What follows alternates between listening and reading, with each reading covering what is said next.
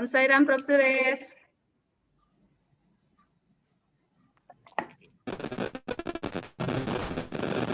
Okey, Sairam. Ya, Sairam, Prof. Sairam. So, ada banyak gangguan. Iya. Okay. Kita boleh dengar. Okey, terima kasih. Dengan limpah kurnia Bhagawan Baba, sekali lagi kita jumpa di Sairama pada eve of Shivaratri, satu hari yang mulia besok. Jadi kita malam ini kita akan bincang dengan lebih dalam lagi tentang study cycle guide tentang Shivaratri yang telah pun diedarkan. Dan malam ini kita akan bincang, bukan Ibu? Ya. Macam itu? Ya, okay. Ya, betul, Prof. Ya. So hari itu kita nak break up room, tapi saya diberikan saya diberikan tak payah break up room. Saya hanya perlu berikan keterangan sahaja. Okey. So jadi mungkin kita lihat balik apa itu ayat yang tu tadi. Ya. Okey. Ya, boleh. Sairam, bisa boleh di-share screen? Bisa di-enable screen-nya, boleh? Oke, Bro Giri. Sairam, Bro Giri. Sairam, sudah Bro. Sudah ya. Sairam. Oke.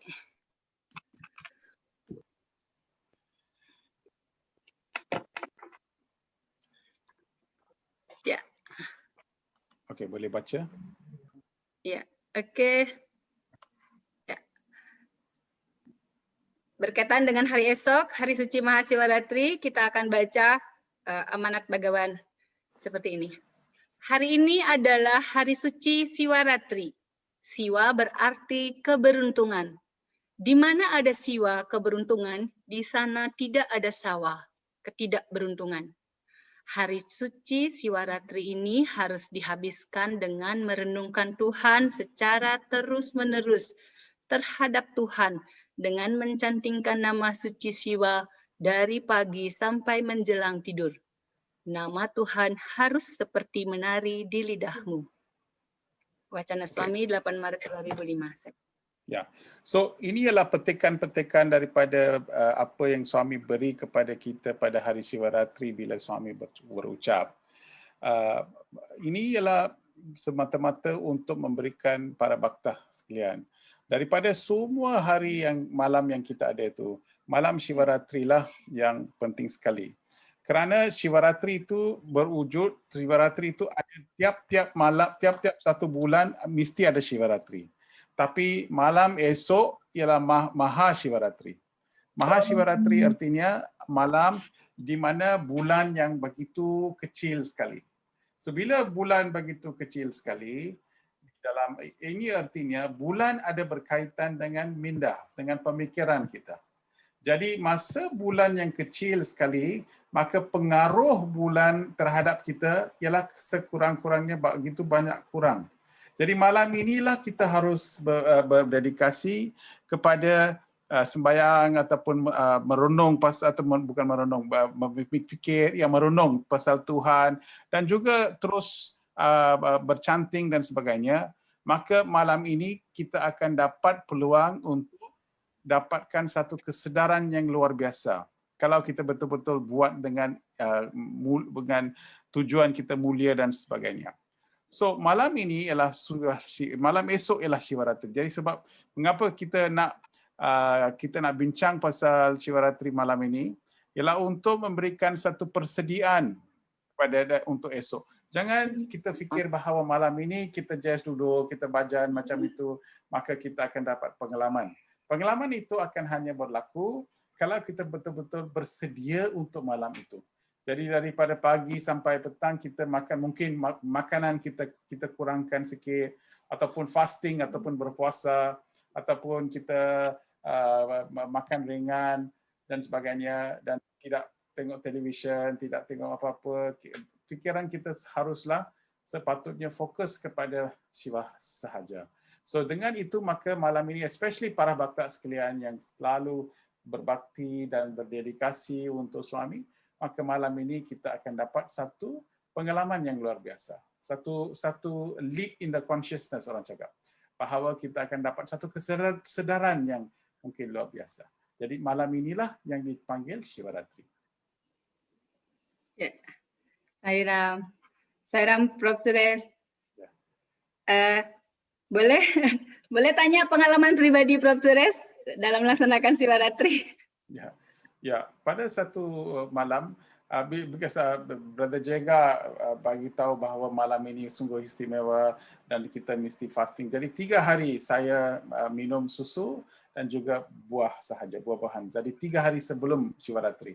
Dan malam Shivaratri itu terus saya daripada malam pukul 7 malam sampai pukul keesokan pagi pukul 6 kita pergi ke kuil-kuil yang di dalam Kuala Lumpur dan nyanyikan bhajan di tiap-tiap satu kuil. Satu kumpulan, kita pergi macam satu kumpulan. Malam-malam saya datang balik, pagi-pagi saya datang balik ke rumah.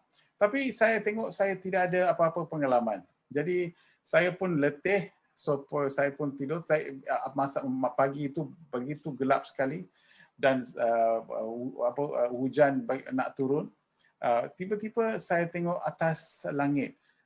Dan saya ada satu pengalaman yang luar biasa. Bila saya tengok di atas langit, tiba-tiba langit itu gelap sahaja, gelap. Dan saya dapat nampak petir yang kuat. So bila saya nampak petir, dan kemudian saya nampak kilat, kemudian saya dengar petir.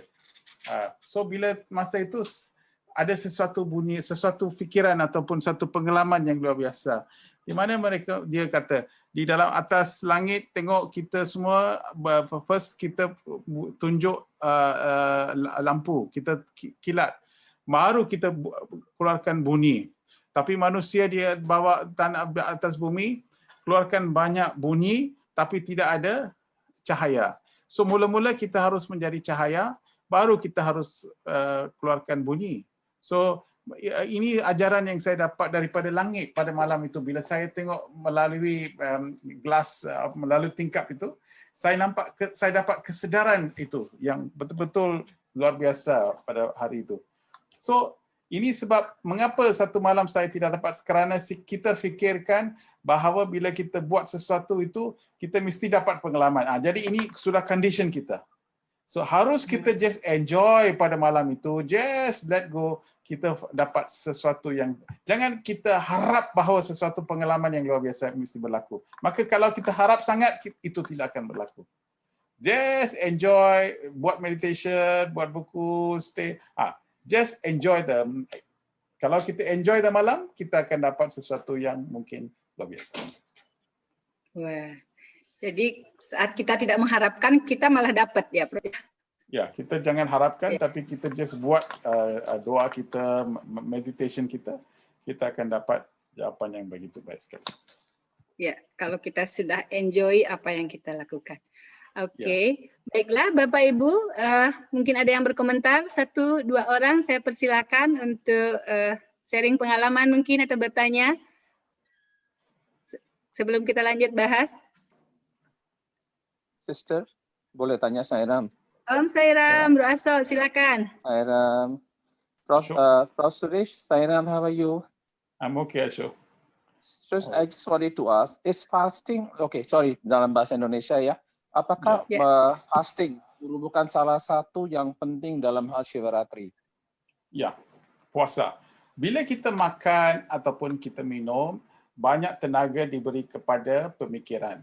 Bila kita ada banyak pemikiran atau banyak fikiran di dalam minda, maka ini merupakan seperti satu langsir di depan kita, Dan melalui langsir ini kita tidak akan dapat persepsi dengan begitu baik sekali. Tetapi apabila kita puasa, artinya tenaga itu tidak ada, maka fikiran itu akan jadi kurang. Maka kita dapat connection. Connection dengan siapa? Connection dengan atma kita. Maka malam itu bila kita dapat lebih connection kepada atma, maka kesedaran kita akan menjadi lebih kuat. Jadi inilah sebab mengapa kita harus beri kepentingan kepada puasa. Sebab daripada puasa itu kita akan salurkan tenaga kita itu kepada aspek-aspek spiritual. Kita akan dapat lebih faedah kalau kita fasting. Sebenarnya puasa ini bukan saja untuk spiritual. Banyak kali bila kita sakit dan sebagainya, kita tidak akan makan. So apa pasal? Sebab badan itu sudah tahu bahawa kita sakit, badan kita dengan sukarela fasting. You don't feel like eating anything. Apa pasal? Sebab tenaga itu kita dapat pulih balik, tenaga itu diberikan kepada untuk pulih balik supaya badan kita menjadi lebih sihat. So puasa itu bukan saja untuk spiritual, tapi puasa itu juga untuk fizikal kita. Thank you, brother. Thank you, Bro Asok. Ya, Thank you. ya. Kayak mesin ya, Prof, sekali-sekali perlu diistirahatkan. Ya, mesti. Ya. 1 bulan 1 kali. Iya. Atau mungkin seminggu sekali baiknya ya. Baik. Wah, kalau bisa ya, Prof ya. Baiklah, satu lagi Bapak Ibu kalau mau bertanya atau sharing. Silakan. Saya melanjutkan pertanyaan Bro Asok, tapi Ya. kadang-kadang kalau terdengar. Sairam, Ya, tadi hilang. Boleh diulang Pak Putu? Sairam. Ya, melanjutkan pertanyaan Bro Asok, biasanya terutama yang tidak terbiasa untuk puasa, jadi kalau di hari Shivaratri puasa, malah pikirannya mikirin kapan ya bisa makan. Artinya? Artinya pikirannya ke makanan.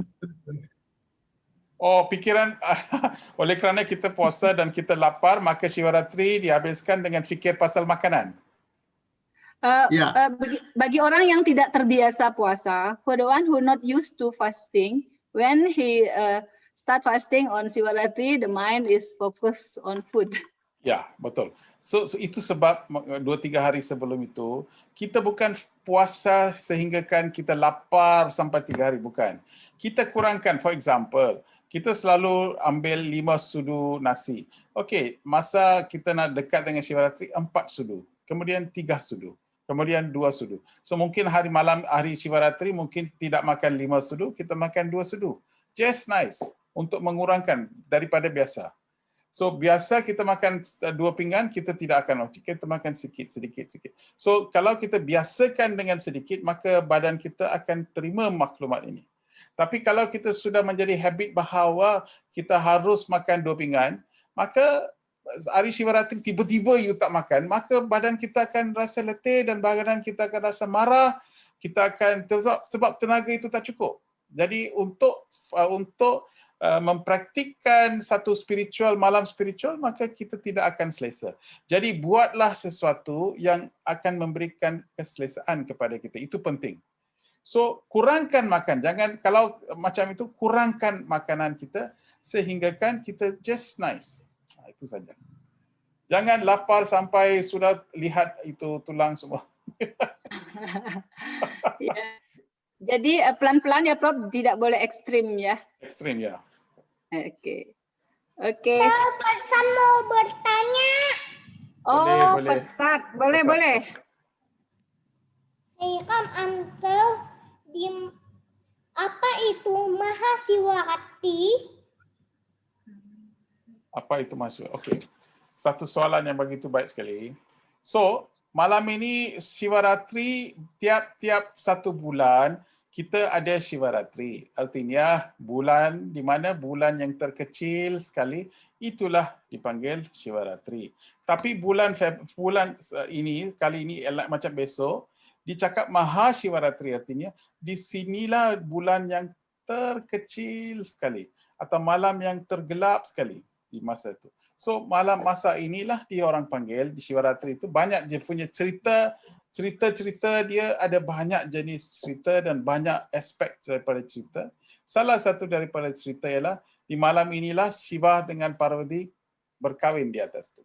So kita tahu ini satu cerita sahajalah, apa pasal kita mau cakap pasal kahwin, takkan dia orang kahwin sudah keluarga. Ini orang akan cakap macam itu. Inilah satu cerita dan sebagainya. Tapi kita harus fikir daripada secara saintifik. Kahwin artinya bahawa di dalam badan kita, kita ada Shakti dan Shiva dalam kita, dalam sistem kita. Jadi apabila kita betul-betul berkahwin dengan diri kita, maka kita akan hidup dengan secara keseluruhan. fullness, purnima.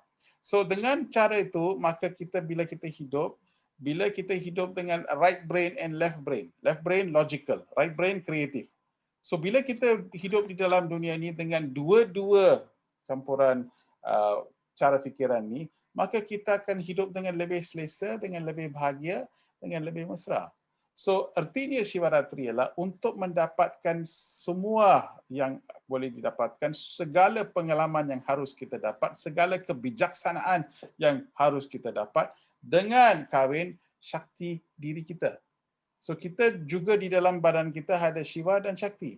Tapi Shiva dan Shakti haruslah bercantum. Jadi macam mana dia cantum dalam meditasi, dalam sembahyang dan sebagainya, Shakti itu menjadi lebih kuat dan terus akan kahwin dengan diri kita. Kahwin artinya di dalam situ kahwin, tetapi di sini ialah untuk merealisasikan diri kita. Itu sebab Atma Selurupa bagi tahu kita bahawa kita, kalau kita hanya hidup di secara fizikal, mental, intellectual, tetapi kita tidak hidup seperti seorang spiritual, maka kita tidak akan mengalami sepenuhnya. So hari Sivaratri ialah satu hari di mana kita memberikan resolusi bahawa daripada hari ini kita akan selalu gembira, selalu riang, selalu happy. We have to be happy all the time. Ya, itulah satu resolusi yang kita boleh ambil pada malam Sivaratri kerana kita sudah dapat cantum dengan diri kita supaya kita relasikan diri kita dengan baik. Wah, itu satu cerita. Saira, mantap sekali, Prof. Jadi hari ini momentum paling tepat bagi kita untuk merealisasikan agar semua potensi Siwa Sakti yang ada dalam diri kita berkembang optimal, kesadaran kita optimal. Saira. Oke. Terima kasih Ante. Saira, Prof, mungkin kita lanjut. Ya, Ustaz, sama-sama. Terima kasih, luar biasa pertanyaannya. Ya. Satu lagi sebab mengapa Sivaratri dirayakan ialah malam ini ialah satu hari, di hari ini ialah satu hari di mana Siva minum itu orang panggil al-hala poison. Al-hala poison dia racun hal-hala. Okey, mana dia keluar? Ini cerita panjang, iaitu dia gunakan ular untuk dewa satu, tahu cerita itu, dewa dalam satu bahagian kanan kiri, kanan kiri, asura di kiri, dan mereka what do you call it, push each pull the snake, make the snake as a rope, narik tarik ular ini sebagai satu tali, ya. Dan dalam proses ini apa yang keluar, yang pertama yang keluar ialah racun.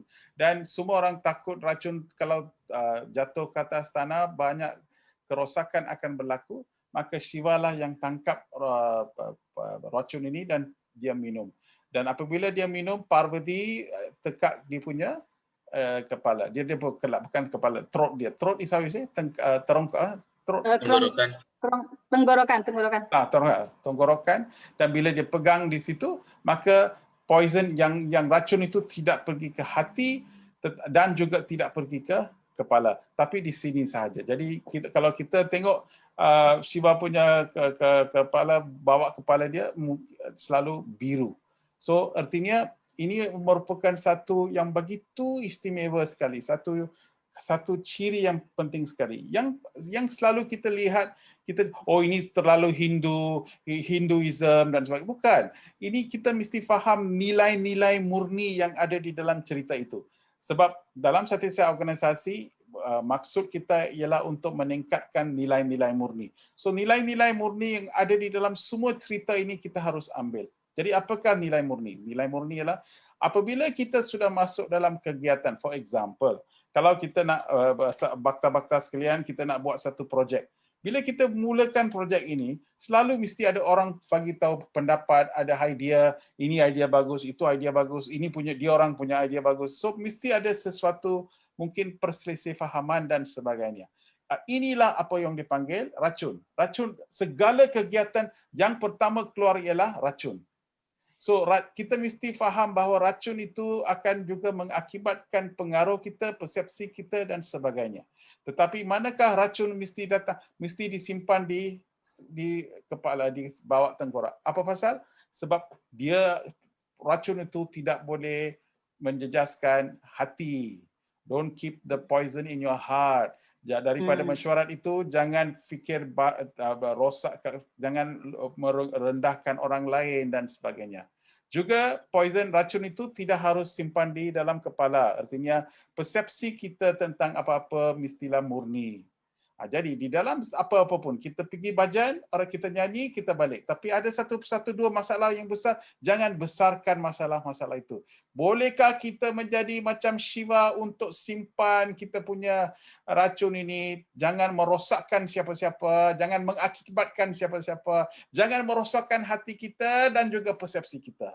Kalau kita boleh buat dalam tiap-tiap kegiatan, di dalam pejabat, di dalam kerja dan sebagainya, kalau kita hidup seperti ini, maka kita pun boleh jadi Shiva. Yeah, Sairam. Harus yakin ya, Prof. Ya. Apa tu? Dan ya, we have to be very sure. Ya. Ya. Bahwa kita akan bisa menjadi. Dan target Prof. Suresh adalah di kehidupan kita sekarang. Ya, yang satu lagi kita mesti faham, please jangan lihat ini semua cerita Hindu dan sebagainya. Tidak. Dalam Greek kalau kita pun pergi, mesti ada cerita-cerita yang kita boleh meresap dan dapatkan nilai-nilai murni. Tradisi Cina ada banyak cerita. Di situ pun kita mesti dapatkan nilai-nilai murni. Para bakta sekalian mesti faham satu kebenaran, bahawa nilai-nilai murni ada terpendam, ada di dalam semua agama. Yang penting untuk kita ialah supaya kita mau jadi insan yang baik. Jadi siapa agama-agama yang memberikan kita nilai itu, ambil sahajalah nilai itu dan mempraktikkan di dalam kehidupan supaya kita boleh menjadi seorang insan yang baik. Itu saja. Iya, Sairam. Itulah tugas kita sekarang. Tugas, ya. Itu dia. Itu saja. Ya. Oke, luar biasa Prof. Suresh. Ya. Oke, sekarang boleh kita lanjut ke slide berikutnya. Ya, ada satu soalan saya rasa. Ya. Chat Ya, box, Sairam. Bro Nyoman nanya. Oke. Ya, pertanyaan tentang perbedaan Siwaratri di Bali dan di India. Kira-kira apa sebabnya gitu pertanyaannya, Prof? Ya, dalam Siwaratri itu apabila dibawa ke segala tanah ataupun di mana-mana orang Hindu pergi dan di mana tradisi apabila mereka mengamalkan melalui turun-menurun dan sebagainya, mesti ada sedikit perbezaan. Di sini perbezaan di sana. Di India pun, di mana India Utara dengan India Selatan, cara mereka merayakan ini berlainan. Di satu kampung mereka berlainan, ini pun berlainan. Tetapi matlamat merayakan sesuatu itu ialah untuk meningkatkan kesedaran sahaja, meningkatkan ilmu sahaja. Itu saja. Cara mungkin kita mengamalkan itu mungkin berlainan, tetapi matlamat merayakan itu sama sahaja. Di Bali berbeda 1 bulan, Prof. Jadi lebih dulu 1 bulan Siwaratrinya. Wow, satu bulan sekali. Okey. Ya, 1 month before. Ya, kan? Ya. Jadi 1 bulan mungkin mempraktikkan apa yang kita buat esok untuk di dalam 1 bulan. 1 bulan. Jadi tidak kisah. Jadi kita kalau kita actually sebenarnya mengapa kita merayakan 1 hari ialah untuk 365 hari kita harus menjadi macam itu. Bukan hari itu saja kita mesti jadi. Jadi mereka beri kita peluang untuk meningkatkan kesedaran dan 364 hari lagi dalam 1 tahun kita harus hidup seperti apa yang kita sudah merayakan Siwaratri. Tapi kebanyakan orang 1 hari kita buat tapi lain hari pula kita balik ke dunia. So kita hidup macam itu. Jadi meditasi yang kita buat pada Siwaratri, hari-hari kita kena ikut. Vegetarian kalau kita buat Siwaratri, dan hari-hari kita mesti ikut. Kita cakap benar pada hari Siwaratri, hari-hari kita mesti ikut. Jadi segala kebaikan yang kita mempraktikkan pada hari Siwaratri itu, haruslah kita melanjutkan 1 tahun. Bukan saja 1 tahun, 1 riwayat, sebelum kita meninggal, kita masih harus mempraktikkan ini supaya sungai boleh mengalir ke laut. Ya, Sairam beli komang, terima kasih pertanyaannya. Sairam, terima kasih. Sairan. Boleh Yang- nanya lagi nggak ya? Ya, boleh. Ya. Ini Prof, kebetulan kan memang kita, terutama di Bali, itu kan memang kita dihadapkan dengan yang namanya tradisi dan juga dengan ajaran Hindu yang universal, kan seperti itu Prof. Nah, cuman kadang-kadang hal yang baru yang menyangkut ritual itu akan menjadi satu satu pro dan kontra nanti di masyarakat, kan seperti itu. Nah, cuman kami ingin tahu sebenarnya spirit dari Siwaratri itu kan seperti itu. Nah, memang antara perbedaan malam Siwaratri di Bali dan di India, kan memang kalau di Bali atau di Indonesia itu dikatakan malam tergelap itu adalah di Tilem Kepitu atau di sekitar bulan Januari Februari. Artinya ada perbedaan kurang lebih 1 bulan. Nah, ini kan harus menjadi bekal nanti buat bakta-bakta yang ada di Indonesia. Apalagi dengan ya sedikit ada dinamika yang di masyarakat seperti itu, Prof. Ya. Apa yang kita berasaskan pada Siwaratri ialah kepada apa yang Bhagawan Baba beri kita ajaran, iaitu pada Siwaratri itu ialah hari itulah, malam itulah yang kita beri keutamaan. Tetapi di dalam tradisi Bali, kalau mereka nak merayakan 1 bulan, kita merayakan sahajalah, tidak ada masalah. Sebab apa yang betul ialah kalau kita boleh buat selama-lama 30 hari, mungkin hari orang-orang Bali diberi peluang untuk merayakan hari ini yang dengan baik sekali untuk 1 bulan. Lebih baik sekali, lebih baik. So mungkin di situ, mungkin dalam praktik tu mungkin berlainan, cara kita mengamalkan berlainan, tapi niat tu, kita lihat balik kepada niat. Menjadi seorang insan dan seorang yang positif dan seorang yang boleh mengeluarkan aktiviti-aktiviti yang positif. Itu yang penting. Harus kasih sayang kepada semua, tidak ada kemarahan dalam diri kita dan sebab tidak ada stres dalam kehidupan kita. So kalau kita boleh menjadi seorang insan yang baik, itu sahaja matlamat kita. Mungkin proses itu ataupun cara mereka mengamalkan mungkin berlainan, tapi lihat dia punya outcome, bukan kepada proses. Lihat dia punya outcome. Outcome itu ialah itu sahaja. Kita boleh pergi tuition, kita boleh pergi belajar, kita boleh belajar daripada kawan. Akhirnya bapa itu mau apa? Bapa itu mau anak itu dapat A saja dalam exam. Tapi cara mungkin anak-anak itu belajar dengan lain cara, anak boleh lain pergi tuition, dia ada banyak cara untuk belajar. Tapi akhirnya dalam peperiksaan kita mesti dapat A. Itu saja. Itu niat. Proses itu mungkin berlainan. Tapi end result is always the same. Ya. Wah, luar biasa. Yang terpenting ada transformasi dalam diri kita. Ya, transformasi itu saja. Ya. Terima kasih, Prof. Suresh. Ya. Baiklah, Bapak Ibu ada yang sharing lagi atau kita lanjut? Ini Prof. Suresh banyak sekali materinya. Mungkin kita nggak cukup sekali pertemuan ya, Prof. Ya. Tidak apa-apa. Jangan kita habiskan buku. Buku habiskan kita. Ya. Oke, Blisadi. Kita lanjut ya. Ya. Hari ini kita merayakan Siwaratri. Apakah maknanya? Ratri, malam, dikaitkan dengan kegelapan. Weda menyatakan, Chandrama Manaso Jata, Cakso Suryo Ajayata. Bulan lahir dari pikiran dan matahari dari mata Purusa. Bulan adalah dewa yang menguasai pikiran. Jadi, pikiran harus murni dan tidak ternoda. Ya. So, di dalam apabila kita lihat di dalam kehidupan, kita beri banyak kepentingan kepada bulan. Di dalam bila kita lahir pun, bulan itu berada dekat mana di dalam kita punya bila apa yang orang panggil horoskop orang panggil apa Indonesia? Dalam ilmu perbintangan? Dalam ilmu iya astrologi. Dalam astrologi kita beri banyak kepentingan kepada bulan. So bulan terletak di mana, ini menunjukkan karakter kita. Ini menunjukkan akhlak kita.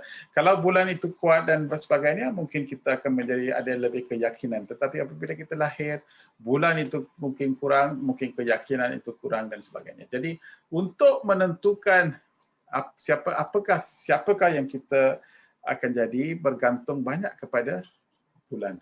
So kerana bulan itu berkaitan dengan fikiran. Bila kita lihat pada bulan yang penuh, ya, full moon, bila kita lihat di mana boleh, kalau tak percaya pergi ke rumah orang sakit di mana sakit mental, kan ada Indonesia mesti ada hospital mental. Bila kita just visit pada waktu malam full moon day, kita boleh lihat sometimes pesakit itu menjadi lebih ganas pada malam itu. Lebih ganas sebab full moon akan mempengaruhi fikiran. So malam esok ialah bila bulan itu begitu kecil sekali. Jadi pengaruh dia kepada fikiran kita kurang. So masa pengaruh itu kurang, maka inilah kita harus ambil kesempatan untuk buat meditasi dan aktiviti-aktiviti spiritual supaya kita boleh dapat manfaat pada malam ini. Jadi malam ini merupakan malam yang subur yang di mana kita boleh tanam fikiran yang baik, maka ini akan tumbuh. Besok ialah satu malam yang kita harus ambil kesempatan untuk tanam positif, benda-benda positif supaya kita dapat manfaat daripada fikiran ini. Jadi inilah sebab mengapa kita harus beri banyak tumpuan kepada fikiran. Okey, di dalam satu perkara yang kita harus lihat, saya tahu kalau kita pergi ke kuil, kita boleh lihat bahawa sebelum puja itu bermula, ada satu langsir di depan itu kan. Bila sebelum puja itu bermula, kita boleh dengar itu bel, loceng ya. Kita boleh dengar loceng, dan bila loceng itu bunyi, baru langsir akan diketepikan, baru kita boleh lihat itu dewa di dalam itu. So, ini merupakan satu proses dramatik di mana siapa yang diri kita tidak boleh dilihat dengan betulnya kerana ada satu langsir di depan kita. Langsir ini adalah fikiran. Fikiran kalau banyak, fikiran kalau tebal, ini akan memberikan kita identiti dan dengan ini kita tidak akan tahu siapa diri kita. Tetapi apabila fikiran itu ditepikan, maka siapa yang betul-betul kita ini boleh dapat dilihat. Inilah orang panggil self-realization. So, masa ini apabila bulan kecil, bulan pengaruh bulan itu kecil, maka apabila kita buat segala kegiatan, apabila kita buat meditasi dan sebagainya, maka fikiran akan terus terang dengan terang, kita boleh dapat meningkatkan kesedaran sedikit. Inilah cara bagaimana kita harus menggunakan malam ini. So, fikiran di dalam kehidupan, fikiranlah yang terpenting sekali.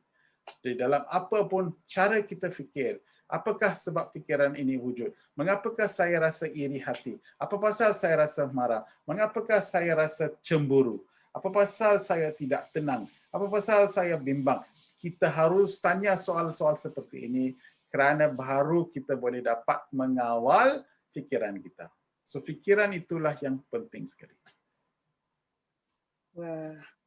Jadi pikiran kita akan lebih mudah dikendalikan karena alam pun mendukung ya Prof ya? Ya, alam pun mendukung. Ya, satu hari di mana juga apabila kita lihat ada konfigurasi yang berlaku bila kita buat. Jadi apabila kita duduk tegak esok, bila malam-malam kita duduk tegak, artinya bila kita duduk dengan dalam cara meditasi, maka kita akan dapat electromagnetic radiation yang keluar pada malam itu. Kita akan alignment kita bersama, maka sensasi kita dan sebagainya mungkin akan bertambah kalau kita buat dengan cara baiklah. Okey. Prof, saya tadi kalau di Bali kan banyak upacara untuk di pura itu, di tempel-tempel, kebanyakan hari besar itu di purnama, di full moon. Jadi saya pikir full moon itu hari suci, ternyata karena full moon itu pikiran kita bergejolak sehingga kita lebih besar mesti concern sembahyangnya, seperti itu ya Prof ya. Justru karena godaan lebih besar maka kita tuh mesti kuat berdoa. Ya, full moon selalu banyak perayaan dibuat pada full moon. Kerana di dalam full moon itu pemikiran kita energetik. Kita banyak ada kekuatan. So, bila kita pergi ke kuil dan ada banyak upacara di dalam kuil, maka inilah satu cara bagaimana kita boleh salurkan tenaga kita, salurkan fikiran kita yang banyak itu kepada sesuatu benda yang mulia. Kalau kita tidak buat demikian, maka tenaga yang begitu banyak ini kita akan buang, kita akan cari pasal, kita akan pergi duduk dengan kawan, kita akan borak, kita akan cakap, kita akan waste our time. Tetapi kalau ada perayaan-perayaan seperti ini, maka mereka mahu kita mensalurkan fikiran kita kepada satu tempat di mana kita boleh dapat lebih tenang dan fokus kepada aspek-aspek spiritual. Itu sebab full moon diberikan kita peluang untuk merayakan. Okay, that is the reason, Sairam. Terima kasih banyak, Prof. Oke, silakan Bapak Ibu kalau ada yang mau bertanya, berbagi atau apa saja. Silakan. Sebelum kita lanjut. Sairam. Ya, Sairam Bro, silakan. Iya. Sairam Prof, selamat malam Prof. Selamat malam. Saya mau tanya sedikit, apa ada relationnya antara bulan sabit yang ada pada Dewa Siwa dengan ini Mahasiwaratri, Prof? Bulan yang ada di atas itu juga merupakan satu simbol, iaitu di dalam Siwa itu ada banyak simbol. Saya akan tunjuk ya simbol-simbol. Okey. Boleh beri saya peluang untuk sharing saya slide? Ya. Ya. Sairam Bro Giri. Sudah siap, ready Prof. Sudah. Ya. Sudah, Prof. Ya, okey. So, saya akan tunjuk simbol ini supaya ya. Ini secara nak belajar kita mesti tunjuk. Okey. Okey. Boleh nampak? Ya, sudah, Prof. Okey. Tengok ada bulan di sini kan? Ini bulan. Ya. Ya, okey. So artinya ini ada banyak simbol. Di tiap-tiap satu simbol ini merupakan, bila kita lihat simbol ini, banyak orang, ini macam komputer. Kalau kita tahu bahasa komputer itu, baru kita boleh buat komputer. For example, saya bagi tahu ya. Tengok ini adalah dipanggil Trishulam, kan? Trishul 3. Apa pasal Tuhan kena simpan ini Trishulam? So kita cakap, Lord Shiva bagi tahu kita, kalau kita nak relasikan Tuhan, kalau kita nak merealisasikan atma kita, kita haruslah menyeberang 3. Apa itu 3? 3 ialah tamasik, rajasik, satwik. Inilah 3. Tengok di sini 3. Nampak ini 3. So, bila kita boleh dapat melintasi apa tu? Satwik, rajasik dan tamasik, maka kita boleh sampai ke atma kita. 3 kita kena melintasi. Lagi satu, kita juga kena melintasi 3 masa present, masa past, masa future. So, past, present, future, yang belakang, yang depan dan juga pada sekarang. 3 ini kita juga pun kena melintasi supaya kita boleh dapat menerima sampai ke atma kita. So, benda-benda kita juga harus tahu bahawa kita juga fizikal, mental dan intelektual. 3 aspek ini kita harus lintasi baru kita boleh sampai ke atma. So, ibaratkanlah atma kita sebagai Shiva. Maka untuk dapatkan situ di sana, maka kita kena terpaksa menyeberangi 3 ini. So, sama seperti ini ialah simbol. Simbol ini menunjukkan sesuatu kepada kita supaya kita boleh amalkan di dalam kehidupan, supaya kita boleh dapat lebih banyak pengalaman. Okey, apa pasal ular di sini? Ular di sini, adakah ular mati? Tak ada pun. Ular masih hidup. Tengok, ada hidup masih hidup. Apa pasal Siva, you pergi tangkap ini ular, letak di sebelah kepala buat apa? You buat macam ini. So Siva jawab, bukan saya buat macam ini. Tengok ular ini hidup. Jadi kalau nak datang kepada saya, ular ini melampangkan ego saya. Ego. Maka bila saya datang dekat dengan Tuhan, ego itu masih hidup di dalam kita. Jadi ego itulah kita kena kawal. kerana ego ini kita akan jatuh. Kita akan terus jatuh. Jadi satu amalan yang baik ialah selalu kawal ego kita supaya kita boleh dapat sampai ke Siwa. Maka macam seperti ini, tiap satu ini aspek ini merupakan lambang, dan lambang ini ada pengertiannya. Seperti tengok sungai ini. Sungai ini ada satu cerita, ini ada air yang Gangga. Air ini datang daripada sungai dan terus melalui rambut yang panjang Lord Siwa. So apa artinya? Bahawa Gangga ini ialah ilmu. Gangga ialah orang panggil ilmu, knowledge. So Gangga itu kita tak boleh terima terus daripada itu. Ilmu itu begitu banyak. Jadi Lord Shiva lah yang tangkap Gangga ini dan melalui ini baru air itu keluar. Artinya kita nak pergi spiritual, janganlah kita baca sangat ataupun terlalu dalam sehingga kan kita menjadi gila. Haruslah kita dapat menerima maklumat ini sedikit-sedikit, baru proses informasi ini, proses ini, baru kita boleh erti, mengamalkan dan sebagainya, maka kita boleh dapat menjadi seorang ilmuwan ataupun seorang yang arif oleh kerana kita mempraktikkan apa yang kita ada. Terus kita tidak boleh dapatkan, kita mestilah dapatkan melalui sesuatu. Jadi kita perlukan seorang guru ataupun seorang cikgu dan seorang guru lah, seorang guru supaya kita boleh dapat menerima ilmu ini. Jadi daripada satu gambar ini kita boleh dapat banyak maklumat-maklumat. Tengok dia duduk atas harimau yang meninggal. Jadi di dalam manusia pun ada harimau. Apa itu harimau? Marah, segala keganasan. Maka segala keganasan itu kalau kita boleh dapat mengawal, maka atas itu Siva di dalam badan, di dalam sistem kita, Siva lah yang akan duduk. Jadi segala aspek-aspek yang mereka tunjuk ini merupakan simbol. Oh iya, Sairam. Begitu dalam ya, Prof. Ada kendaraannya juga. Ada Nandi nih selalu. Ya, Nandi ialah satu kenderaan yang selalu digunakan. Apa pasal? Sebab lembu itu putih. Jadi Siva cakap, kalau hati kamu juga putih seperti yang lembu ini, selalu suci seperti lembu, selalu jalan atas 4 kaki. Apa itu 4 kaki? Dharma, artha, kama, moksha. Kalau kita betul-betul jalan atas 4 kaki ini, dan kalau hatimu suci seperti lembu, buat apa saya mau jalan atas? Mengapa saya mau gunakan Nandi sebagai kenderaan? Mengapakah saya tidak boleh gunakan Bhakta sebagai kenderaan? Jadi Bhakta itu haruslah cakap, oh Shiva, buat apa you naik atas itu Nandi? Biarlah you naik atas saya.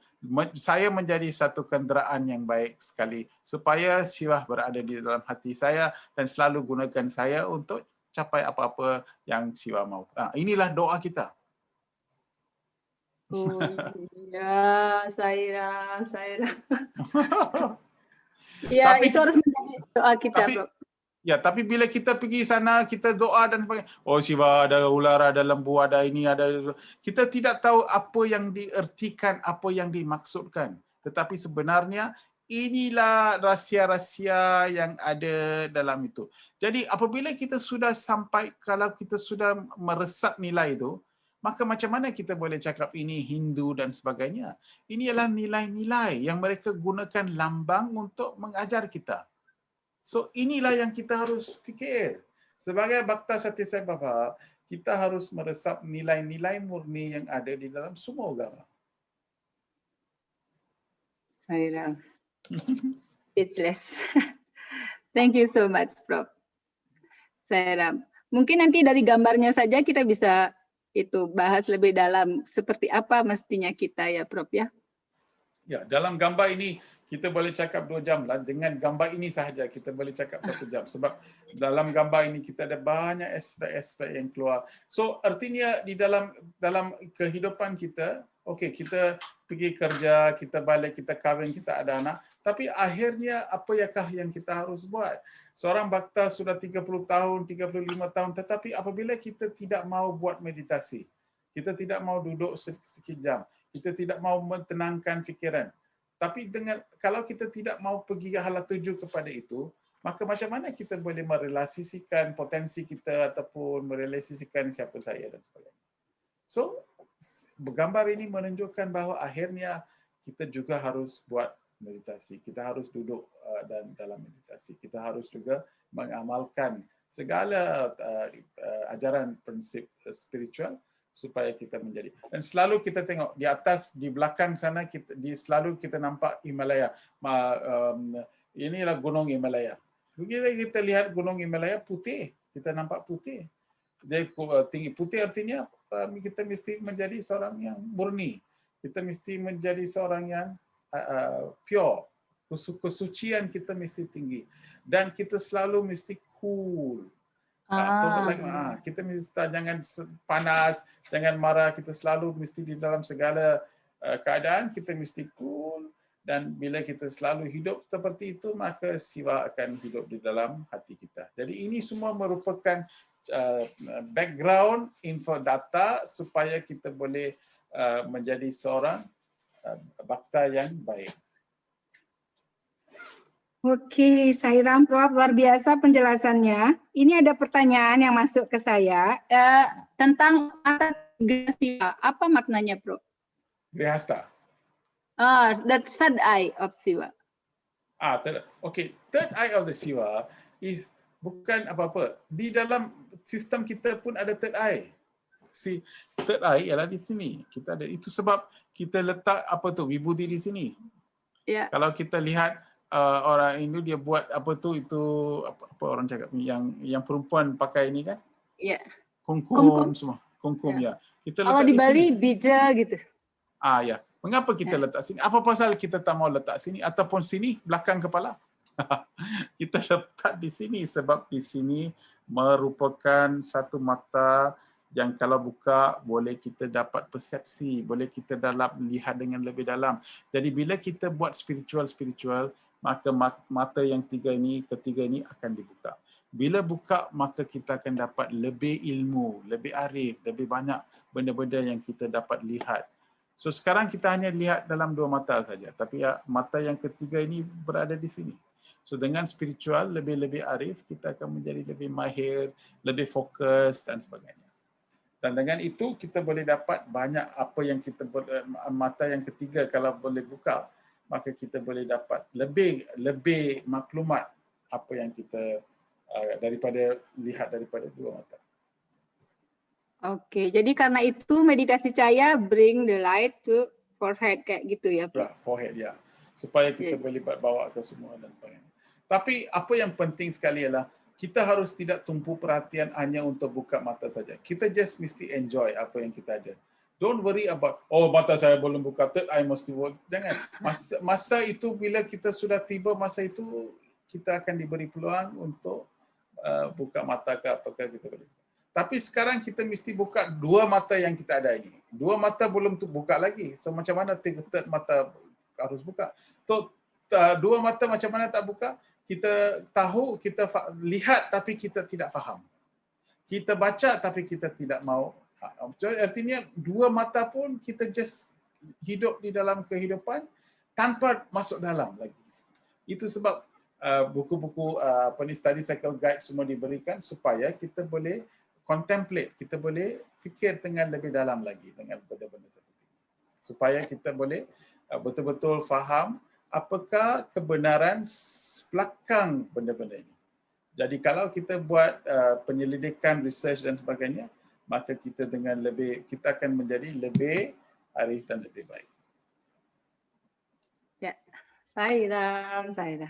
Jadi tidak sekedar melihat, tapi memaknai apa yang dilihat, Sairam. Ya. Okay. Macam cincin. Bila kita kahwin, apa pasal kita beri cincin kan? Isteri akan bubur, suami akan bubur.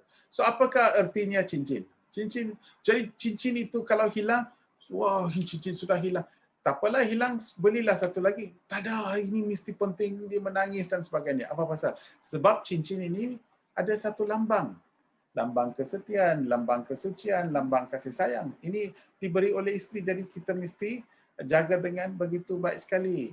So ini merupakan satu lambang.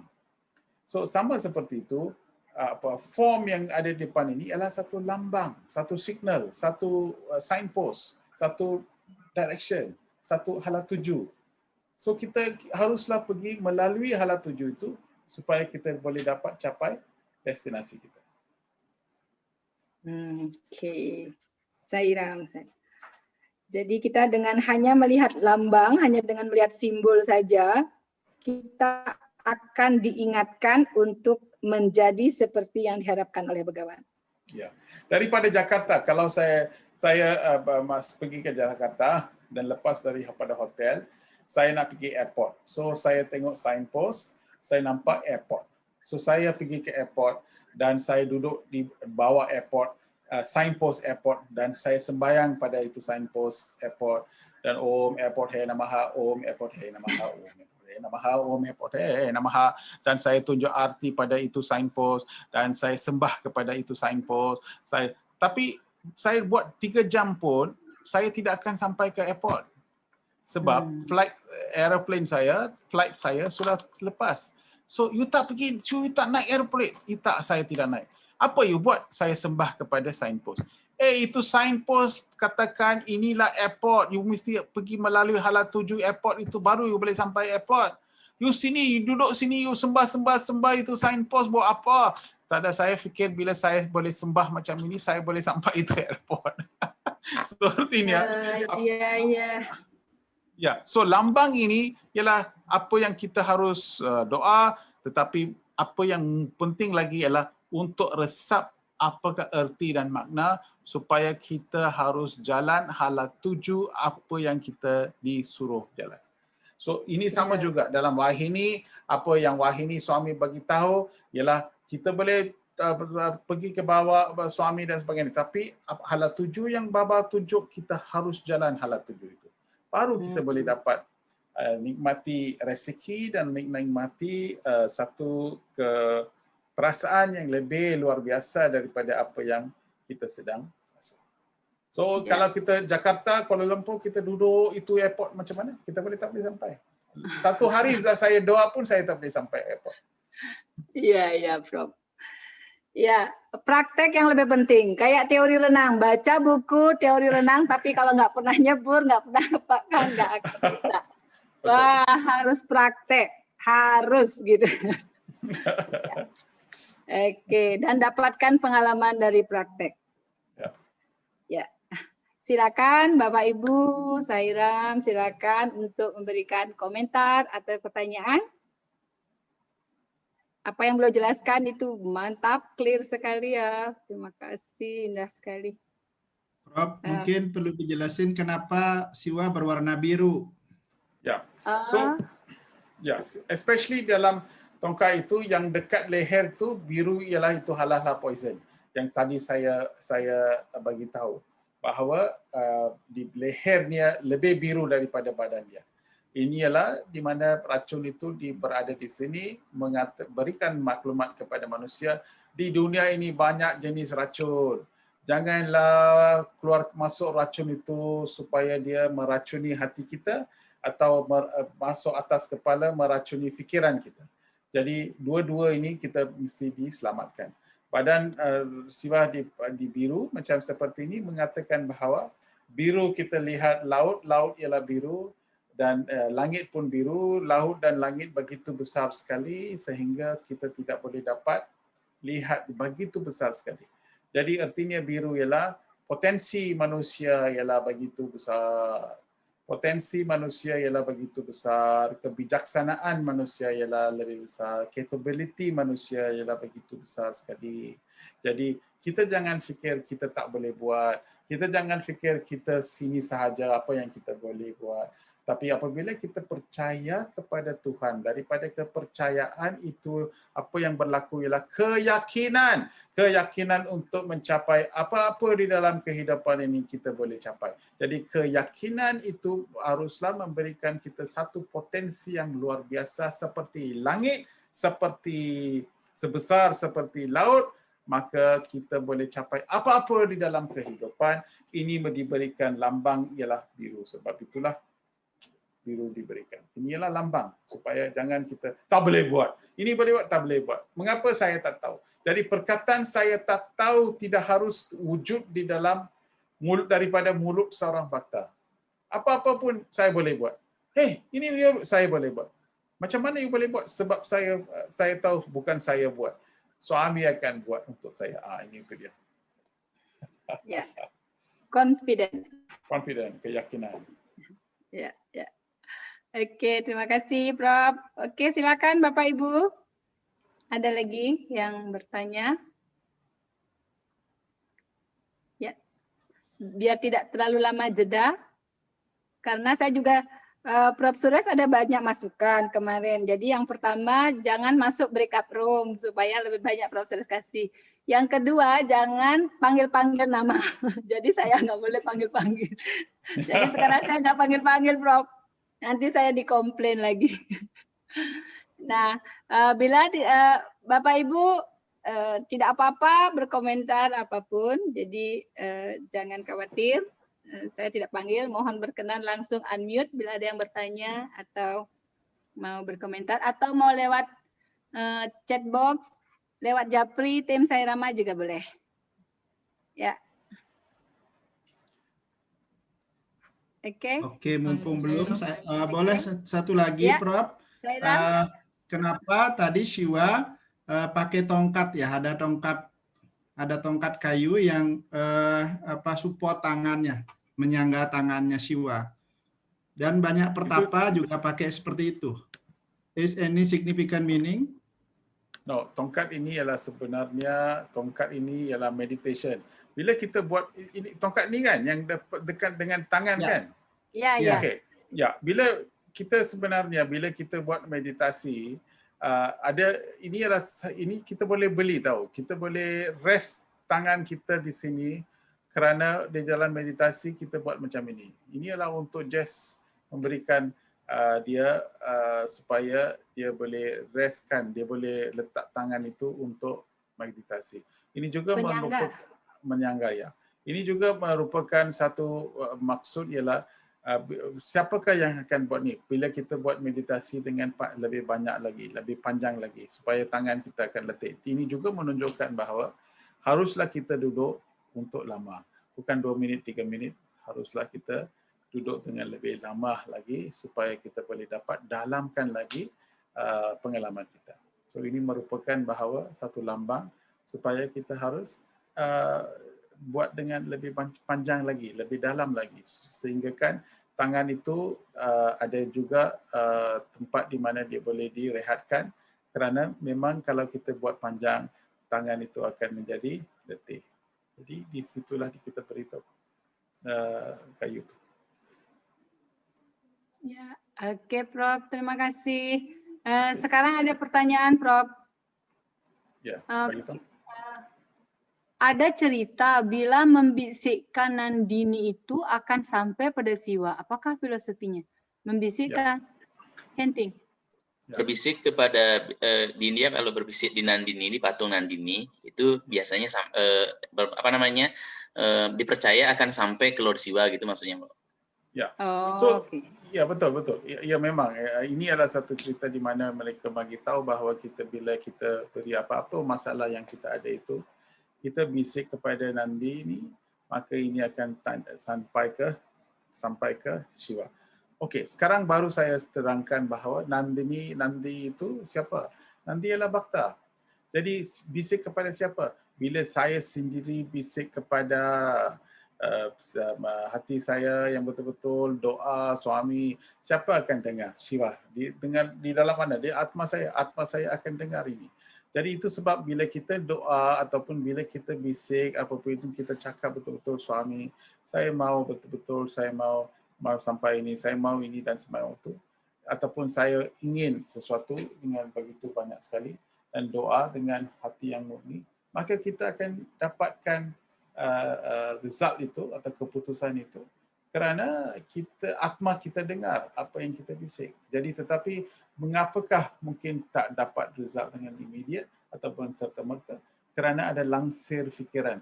Jadi kita harus dalam meditasi menepikan langsir fikiran ini supaya kita boleh berdoa dengan lebih dalam lagi, supaya doa kita dapat ditunaikan.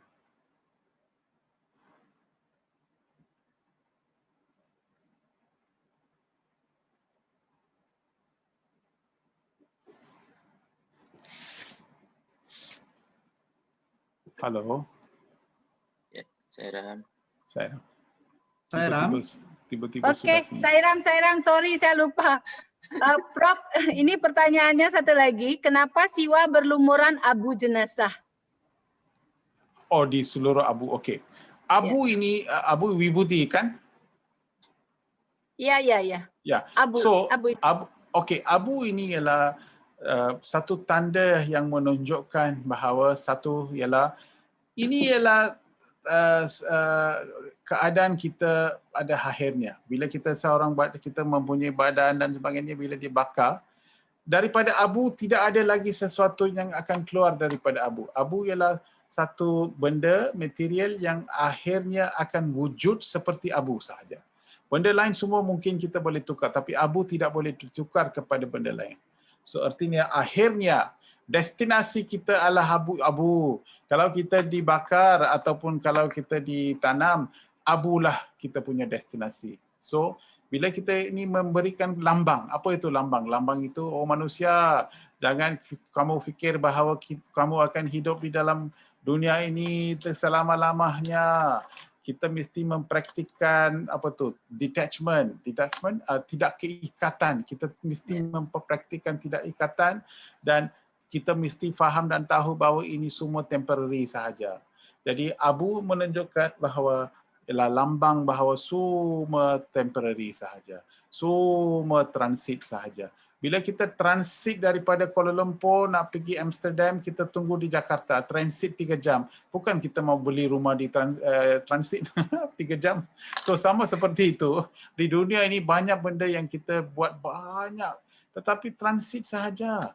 Jadi tugas kita ialah untuk dapat faham dan tahu bagaimanakah kita boleh dapat faham dan tahu relasikan atma kita. So, satu lagi cara bagaimana kita boleh buat sedemikian ialah apabila abu itu merupakan putih. So, putih artinya kemurnian, kesucian. So, cara untuk mendapatkan ini ialah supaya hati kita mesti murni, hati kita suci dan kita boleh sampai ke tahap yang akhir sekali di dalam kehidupannya. Inilah, jadi abu dibuat di dalam seluruh badan, satu lambang mengatakan bahawa inilah akhirnya, inilah hakikat semua orang manusia. Kita harus faham dan tahu dan sedar di dalam kehidupan harian bahawa semua akan terlepas daripada tangan kita. Kita harus jaga. Ya, Saira. Jadi kita tidak berbangga akan apapun karena ujungnya nanti kita akan jadi abu. Semua akan abu jadi abu. Ya. Oke, Prof. Ada pertanyaan lagi dari Bro Asok lagi. Kenapa semua ajaran atau makna dari dewa-dewi dalam bentuk gambar? Kenapa bukan dalam bentuk tulisan? Dan yang pertama yang merealisasikan gambar ini siapakah? Apakah para risi?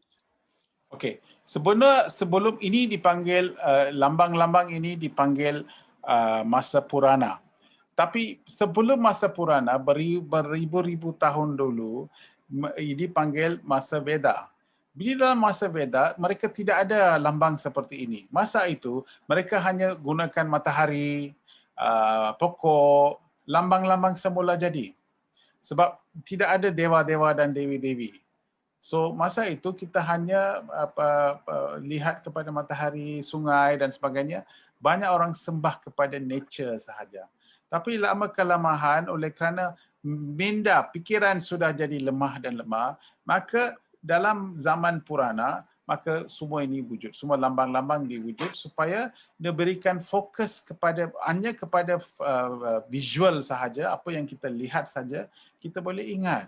So dalam perkataan, kalau kita banyak perkataan, maka kita tidak boleh ingat balik. Jadi bila kita ada lambang, kita akan dapat lihat, dan bila kita dapat lihat, kita akan dapat kepercayaan, dan daripada kepercayaan kita boleh dapat keyakinan.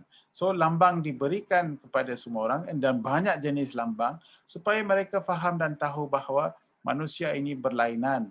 Tiap-tiap orang mempunyai minda yang berlainan, pikiran yang berlainan. Jadi mereka mesti ada kaitan dengan lambang-lambang. So, ada orang suka pada Ganesha, ada orang suka pada Siva. Banyak orang ada pilihan mereka. Tidak kisah, kita pilih sesuatu lambang dan doa kepada lambang dan suka kepada lambang dan melalui lambang itu sampai ke mana? Sampai ke satu tahap di mana kita boleh melintasi lambang dan merelasikan atma kita. So, matlamat kita apa yang Bapa bagi tahu ialah atma serupa ialah kita harus sampai di mana kita boleh rasa kesucian kita di dalam atma kita. So, lambang-lambang ini digunakan, dewa-dewa ini digunakan sebagai satu pertolongan kepada kita untuk dapatkan fokus. So, buku-buku, mengapa buku-buku tidak ditulis? Memang di dalam banyak buku, 1000 lebih daripada 1170 Upanishad ditulis, Vedas ditulis, banyak jenis buku pada masa itu ditulis oleh ahli-ahli yang begitu mahir sekali yang telah memberikan kita banyak buku. Buku-buku itulah yang isi kandungan buku Veda-Veda inilah yang Baba bagi tahu bagi kita balik dalam Bahini dan banyak dalam ucapan suami, banyak isi kandungannya datang daripada Vedas. So artinya banyak buku pun sudah ditulis dengan begitu banyak sekali. Upanishad sahaja ada lebih 1,100 Upanishad. 10 Upanishad adalah Kata Upanishad, Kena Upanishad, Aitiriya Upanishad, Taittiriya Upanishad, Manduka Upanishad, Mandukya Upanishad. Inilah buku-buku yang begitu besar sekali. Mandukya Upanishad, Manduka Upanishad, semua ialah Kata Upanishad. Kata Upanishad ialah pasal kematian. Satu buku hanya pasal apa akan terjadi bila kita mati. Mandukya Upanishad ialah satu buku pasal Om sahaja, buku yang setebal ini. Om mantra, apa arti itu Om ditulis. Aitiriya Upanishad tentang, Prasana Upanishad tentang prana. Jadi tiap-tiap satu aspek diberikan keutamaan dan mereka bukukan semua ini. Jadi Upanishad yang begitu banyak sekali, kalau tidak ada masa untuk baca, maka mereka mensimpulkan, memberikan ringkasan ini diberikan di dalam buku Bhagavad Gita. So, Bhagavad Gita ialah ringkasan apa yang berkandung di dalam Upanishad. Ini dia punya itu. Inilah sebenarnya banyak yang ditulis. Oh, tapi mana yang duluan keluar, Prof? Mana yang Bhagavad ya, Veda. Gita? Bukan Upanishad ialah daripada aspek Veda, tapi apa yang beribu-ribu tahun dulu, Rig Veda, Sama Veda, Yajur Veda, Atharvana Veda, these 4 Veda ialah buku-buku suci yang dikeluarkan, yang ditulis oleh masa dulu oleh ahli-ahli yang begitu mahir sekali, oleh orang-orang yang arif sekali. Oke, Sairam. Oke, Prof, kita lanjut, ada pertanyaan lagi. What does the word Namah Shivaya represent? Om Namah Shivaya. Arti Shiva ialah, Shiva itself artinya ialah, di sini saya tengok bahasa Indonesia bagi tahu keperuntungan. I don't know. Dalam I tak tahu itu perkataan betul ke tidak betul, tetapi dalam bahasa Inggeris ialah auspiciousness. Yeah. Auspiciousness artinya keberuntungan kan? Auspicious. Ya, dekat ke sana, keberuntungan. Okay. Ya, sebab itu saya rasa perkataan itu tidak ada sedikit lari. Ke auspiciousness ialah, saya bagi tahu, auspicious pada hari jadi, for example. Hari jadi kita pagi-pagi kita bangun, kita mandi, kita pakai baju yang bersih dan kita pergi ke kuil ke, kita pergi ke tempat orang dapat restu daripada orang tua, orang bagi tahu, happy birthday, kita rasa begitu gembira, kita dapat hadiah. Tak tahu mengapa, tapi hari itu kita rasa begitu suci, begitu baik, begitu murni, kita rasa special. Yang special yang kita rasa itu ialah auspiciousness. Di mana hari itu kita mau buat semua benda yang baik dan sebagainya. Ini yang aspek yang closer lah yang kita dapat. Kita pergi putar parti, kita datang, kita tiba-tiba Baba tengok kita cakap, wah hari itu kita tinggi. Tak tahu apa, semua boleh hilang. Kita selalu fikir, wah suami sudah cakap dengan saya, suami sudah sentuh pada saya. Jadi kita fikir, jadi dalam masa itu kita boleh rasa auspiciousness. So, apa yang dimaksudkan ialah, Om Namah Shivaya ialah kita sebenarnya ialah siapa? Kita sendiri ialah auspiciousness. Tapi apa pasal kita tidak boleh rasa auspiciousness kita ialah sebab oleh kerana kita banyak buat kerja kita dengan minda kita, fikiran kita. So matlamat Shivaratri ialah untuk mengurangkan fikiran supaya kita boleh dapat merasa auspiciousness kita. So nama Shiva ialah auspiciousness. Jadi supaya supaya kita merealisasikan auspiciousness itu, keberuntungan itu ya, Prof. Jadi kita sebut. Yes, kita sebut-sebut tapi bukan sebenarnya ialah kita. So bila kita Om Namah Shivaya, Om Shivaya Namaha, Om Shivaya Namaha, bila kita sebut macam itu, artinya kita mau merasa auspiciousness. Kita mau rasa auspicious. Jadi apabila kita rasa auspiciousness, maka kita rasa oneness dengan semua. Kita rasa bahagia dengan semua. Kita rasa mesra dengan semua. Kita tidak ada kebencian di dalam hati kita. Kita selalu bahagia, kita selalu senyum. Semua macam itulah di dalam keadaan yang begitu baik sekali. Jadi tidak tergantung pada apapun cobaan ataupun masalah, kita tetap feel auspicious. Ya. So sebab kita sudah rasa bahawa kita berenang di dalam sungai ataupun laut, dan laut mesti ada gelombang. Okey, ada satu masalah besar, okey tak apa, ini mesti. Okey, ada gelombang, tak apa. So artinya kita our mood ataupun our fikiran tidak bergantung kepada gelombang di luar. Mengapa kita rasa auspicious? Okey. Dan kita bisa menjaga energi itu ya, Prof. Ya, kita mesti selalu mengapa kita buat mantra dan sebagainya ialah supaya kita selalu retain our auspiciousness, untuk simpan our auspiciousness. Oke, jadi tidak bisa buat permanen itu auspiciousness. Ya. Dan kita maknai mungkin mulai sekarang dengan penjelasan Prof. Suresh ini, besok momentum Shivaratri ini maknanya akan jauh lebih dalam.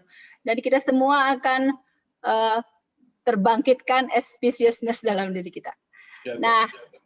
Lanjut Prof, masih ada pertanyaan lagi. What does the Rudraksha symbolize? Okay, Rudraksha ialah untuk sebenarnya dia datang daripada satu pokok di mana digunakan untuk buat japa malam. So selalu Rudraksha dia pakai di sini untuk dia juga akan mengawal kita daripada apa-apa vibration yang tidak begitu baik. Bila kita buat meditasi dan sebagainya, maka dia akan mengawal kita. Satu lagi ialah Rudraksha, kalau kita buat chanting ataupun buat nama semalaman itu dengan ini lagi baik sekali. So dia adalah satu alat untuk memberikan kita lebih ketenang dan baik sekali dalam fikiran dan dalam tenangan, untuk menenangkan fikiran. Menenangkan pikiran ya, Prof. Oke, kalau ini Prof, garis di dahi siwa, 3 garis di dahi siwa. Oke, 3 garis di balik garis itu penting. Selalu kita lihat 3 garis di depan di depan kepala dia ialah kepala Lord Shiva ialah 3. Okey, di dalam dunia ini ada 3 daya force, ada 3 daya yang akan membuat kita terikat ke dalam dunia. Satu ialah maya.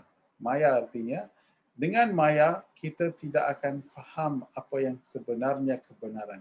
Kita terlalu terikat kepada sesuatu. Kita fikir dunia inilah yang betul. Kita fikir kerja inilah yang betul. Kita fikir perhubungan inilah yang betul. Jadi apabila kita selalu fikir bahawa ini semua betul, maka ini artinya kita sudah diterberdaya oleh maya. So maya akan ikatkan kita ke dunia. Satu lagi yang ikatkan kita ke dunia ialah karma. So karma yang kita bawa daripada kehidupan yang lain dan belakang ini akan memperikatkan kita kepada dunia juga. Satu lagi yang kita juga ketiga pula yang memperikatkan kita ialah ego kita, iaitu ahamkara. So ahamkara kita juga mengikatkan. So ini ialah 3 benda di dalam kehidupan yang akan mengikatkan kita di dalam dunia, ke dunia. Jadi untuk melepaskan ini, 3 ini haruslah dibakar hangus sampai jadi abu. So bila kita letak tiga-tiga ini memberikan kita bahawa untuk sampai ke Shiva, kita harus binasakan maya, kita mesti hancurkan karma, kita juga mesti hancurkan ahamkara kita. Tiga-tiga haruslah dibakar supaya dia menjadi habul. Baru kita boleh lintasi dan menyeberangi dan sampai ke Shiva. Maya, karma, ahamkara. Ya. Maya, karma, ahamkara. Itu dari tadi kita tiga-tiga aja ya. Kok sepertinya tiga itu istimewa banget ya, Prof. Apa-apa tiga ya. Trisula tiga, atasi Satyam Radhastamas, past, future, present, physical, mental, intelektual. Tiga itu magic number juga, Prof. Ya, tiga itu memang penting. Selalu dalam spiritual, selalu tiga. Wah, ternyata ya, Sairam. Oke, Prof, ini ada pertanyaan lagi. Apakah saat Siwaratri itu kita harus begadang, tidak tidur? Bagaimana kalau orang yang tidak kuat tidur? Tidak kuat begadang? Ya, so pengaruh yang luar biasa yang akan selalu ambil kita ialah tidur. Sebab selalu kita pada pukul 11-12 kita tidur. Jadi apabila kita boleh lawan ke tidur itu, artinya kita akan gunakan semangat, azam dan sebagainya untuk tidak tidur. So artinya mengapa kita harus vigilant ataupun mengapakah kita harus tidak tidur? Ialah untuk memberikan satu daya kepada satu kekuatan supaya kita lebih vigilant, lebih kuat, lebih tidak ikat kepada tidur.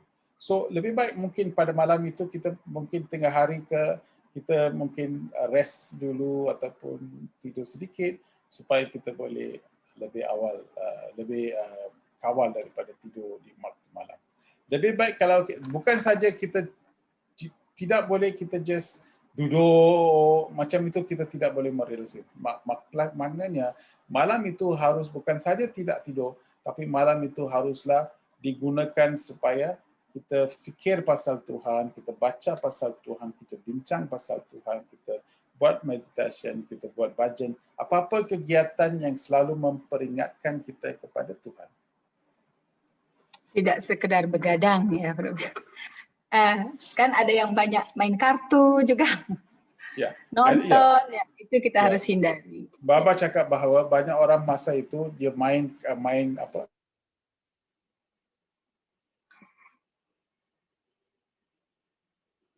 Saya kehilangan suara. Ya, sama mungkin ada teknis. Sama ya? Ya, sama. Oke, kita tunggu ya. Kita tunggu Prof. Suresh. Mau nanya kalau begadang sambil ngopi boleh nggak gitu, bener mau nanya itu. Karena banyak sambil minum kopi yang begadang. Kalau tadi puasa, Bro. Kalau Bro Giri bolehlah sambil ngopi ya. Kalau Bleka enggak. Ya, selalu kita main kad ke. Sairam, Prof. Suresh. Prof. Suresh tadi hilang. Boleh ulang, Prof? Ya, saya okey. Tak, ada juga orang menggunakan masanya untuk main cards ataupun buat lain aktiviti ataupun tengok wayang gambar ke. Itu bukan Siwaratri. Banyak orang tidak tahu. Just by staying awake ataupun just tidak tidur artinya bukan Siwaratri. Baba cakap betul-betul bagi tahu bahawa bukan saja kita harus jaga, tapi pemikiran kita harus selalu fikir pasal Tuhan. Hala tuju fikiran kita ialah pasal Tuhan. Ya. Baba juga bilang, ya lah Sairam. Bila kita makan 2-3 jam kita tengok gambar, malam kita boleh kita tengok 2-3 gambar, tidak artinya Siwaratri. Maka masa itu haruslah digunakan untuk kegiatan yang baik untuk meningkatkan kesedaran kita. Oke, Sairam. Demikian juga dengan puasa, Prof. Bagawan kan sangat casual bilang kalau tidak makan karena bertengkar dengan istri juga bukan puasa. Ya, betul. Iya, itu Bapak melucu ya, bikin humor tentang itu. Oke. Ya, Prof, ini ada yang bertanya tentang arah mata angin. Ada yang mengatakan bahwa kalau sembahyang itu mesti menghadap ke timur, terus kalau tidur itu hadap utara. Itu apakah ada pengaruh dari mata angin terhadap progres spiritual kita? Bila kita tidur ya. Ya. Wastu ini Direction. Ya. Orang panggil wastu. Okey, wastu itu satu lain sebab bila kita buat sesuatu, bila kita duduk pandang kepada east timur ya. Barat. East timur. Timur ya. Bila kita pandang arah di mana matahari naik dan sebagainya, ada dia punya erti dan makna. So, tidur pun macam itu juga. Kalau kita tidur, kita cari tempat kepala haruslah tidak di selatan, kepala haruslah kepada timur ataupun utara. Ada dia punya itu sebab dengan itu kita akan mendalamkan lagi tidur dan juga mendalamkan lagi bagaimana kita tidur dan sebagainya. Ya. Kalau sembahyang, Prof, tadi juga sembahyang ditanyakan, jadi kita menghadap ke mana sembahyang? Ya. So kita ya, also ke tempat sembahyang itu orang cakaplah, dia cakap bahawa orang itu mesti pandang kepada timur atau utara pun okey, ataupun timur north east also okey, semacam itu, tapi bukan selatan. Itu tidak bagus. Tapi bila tengok mana matahari terbit, maka tempat sembahyang itu harus pandang kepada matahari. Ini ialah daripada wastu supaya kita dapat lebih pengalaman ataupun lebih experience daripada ini. Jadi kalau orang tua kita bilang ikutin arah itu berarti benar ya, Prof? Ada filosofinya. Ada filosofinya sebab memang ada. Kalau kita pun sendiri boleh tahu bila kita lihat, kita betul-betul kita boleh sensitif, kita boleh tahu bahawa halak tujuh yang begitu ada pengaruh dia. Ya. Terima kasih, Prof. Ya. Pak Nur Cahyo kayaknya mau bertanya, Pak Nur Cahyo. Ya, Sairan Pak Tut. Apa kepencet tadi, Bro? Oke, saya bacakan dulu pertanyaan selanjutnya ya, Prof. Ya. Mana yang lebih bermanfaat antara setiap hari mengucapkan nama Siwa ataukah setahun sekali mengucapkan nama Siwa pada saat Siwaratri? Ya, so kalau kita selalu sebutkan dalam tiap-tiap hari kita sebut nama Shivaya, nama Shivaya, nama Shivaya, dan bila kita sebut pada hari raya, pada Siwaratri, maka kekuatan kita itu akan tambah lagi bila kita buat dalam Siwaratri. Dia cakap apa yang diberitahu 10 kali ganda. So bila kita buat dalam Siwaratri, kita buat 10 tahun. Tapi mesti faham juga, bila kita hari-hari kita buat, kita sudah mempertingkatkan lagi kekuatan kita, azam kita dan sebagainya. Maka bila kita buat Siwaratri, ini akan menjadi lebih mantap lagi.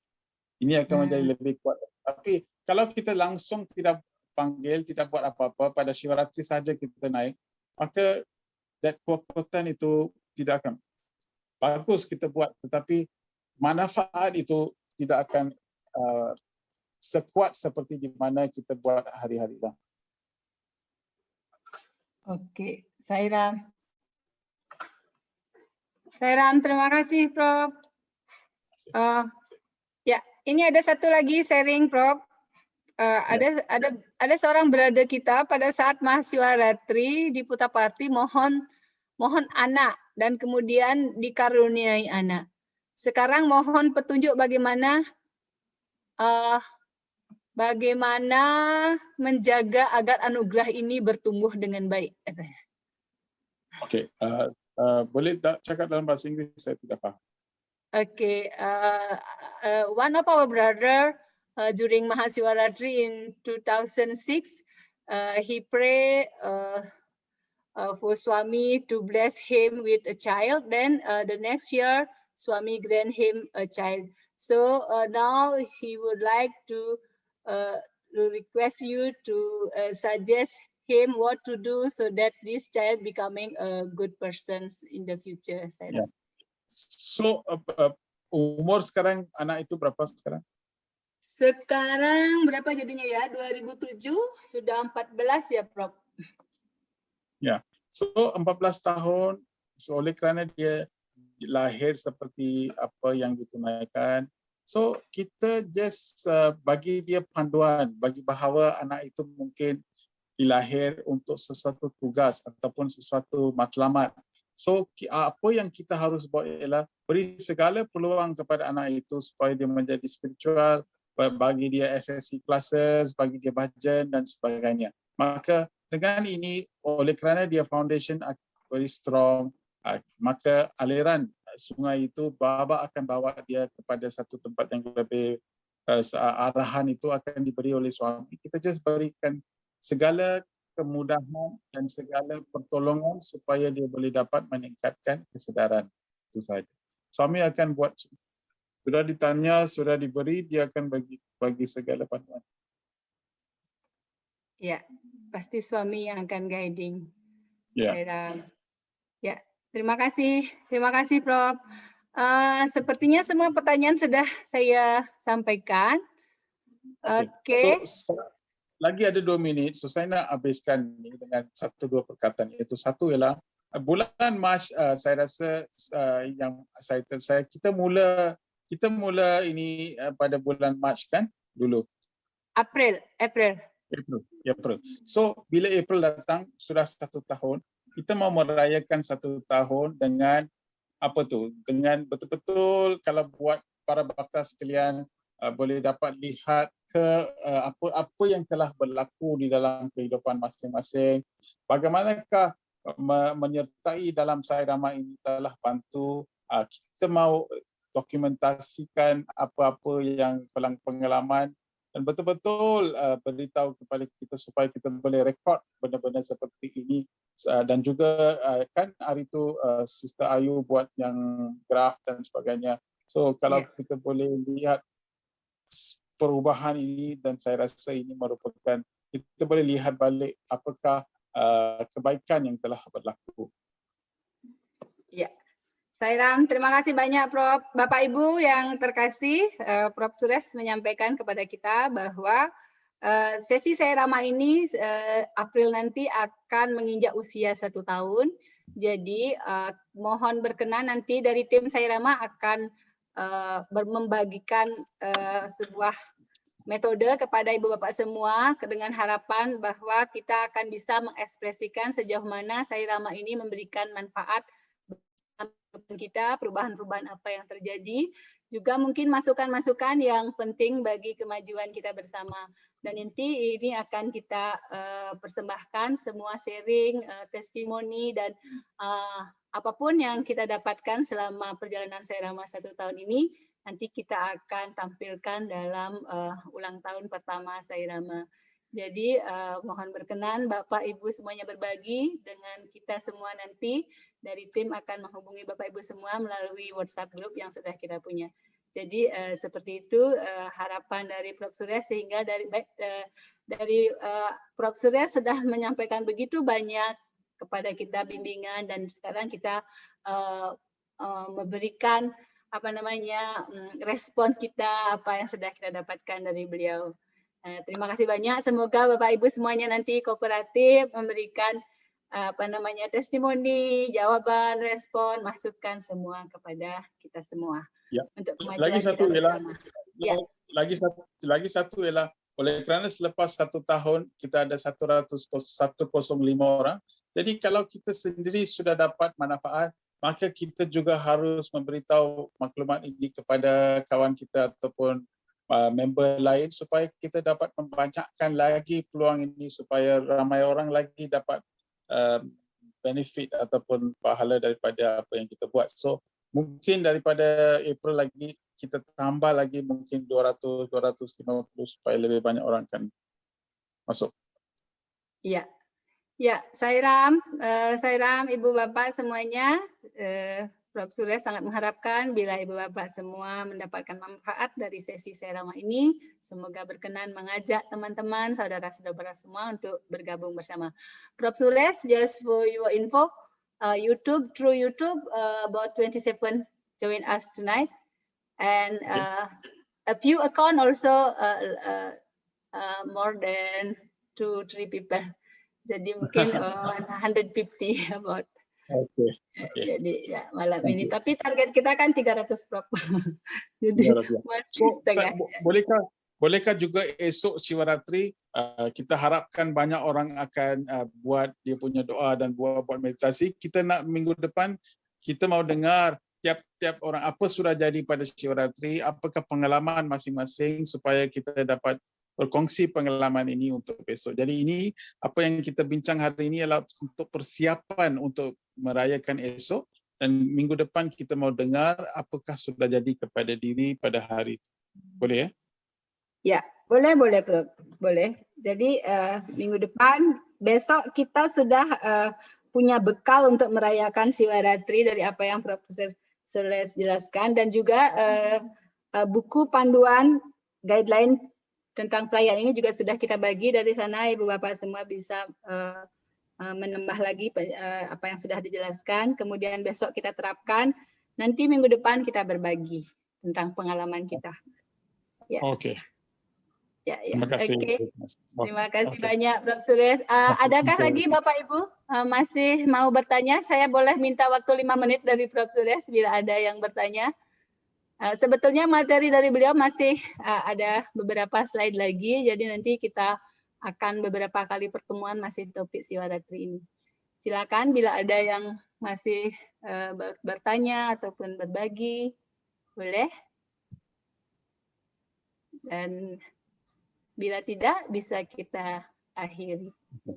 Oke, terima kasih. Ya, terima kasih banyak. Sairam, mungkin tidak ada yang bertanya. Kita sama-sama, saya yakin Bapak Ibu semuanya ingin sekali menyampaikan terima kasih sebesar-besarnya kepada Prof. Sules. Terima kasih luar biasa. Tapi terima kasih yang paling penting yang Profesor Sules harapkan adalah bila kita mempraktekkan apa yang beliau sampaikan. Terima kasih Prof. Sules. Terima kasih Bapak Ibu semua. Hari ini banyak sekali yang join lewat YouTube maupun akun bersama. Semoga pertemuan berikutnya juga tambah banyak yang hadir. Baiklah, kita ucapkan puji syukur kehadirat Begawan. Sesi Sairama spesial Mahasiwaratri malam ini untuk sesi yang pertama kita akhiri.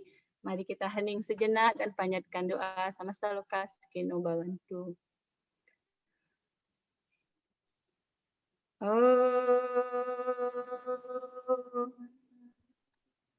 Samasta loka sukino bhavantu. Samasta loka sukino bhavantu. Samasta loka sukino bhavantu. Santi, santi, santi. Selamat merayakan Mahasiwaratri. Terima kasih banyak Prof. Sules. Terima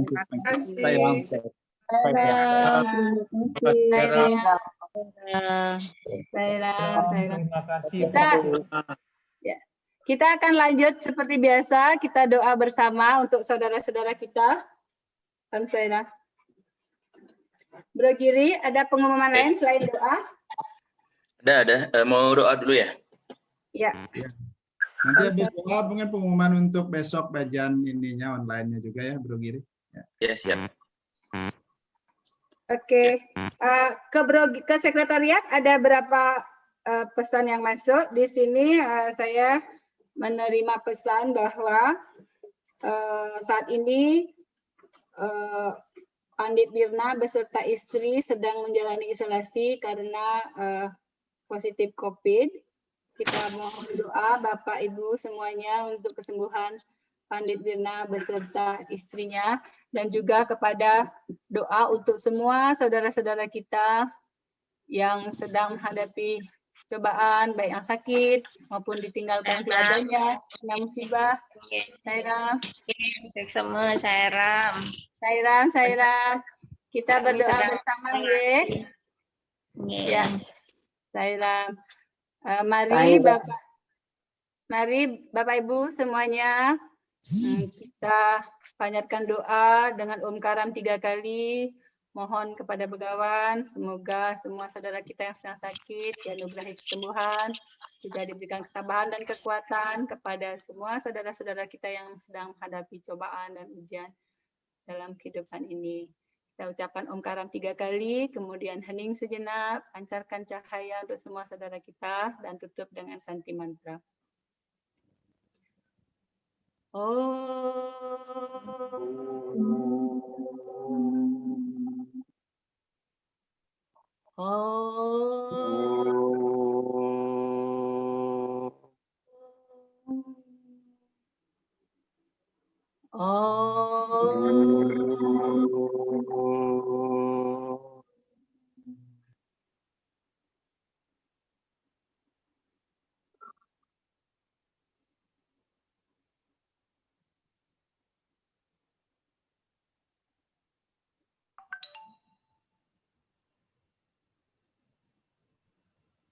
Santi,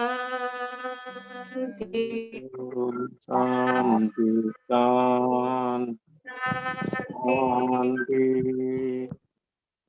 Sairam.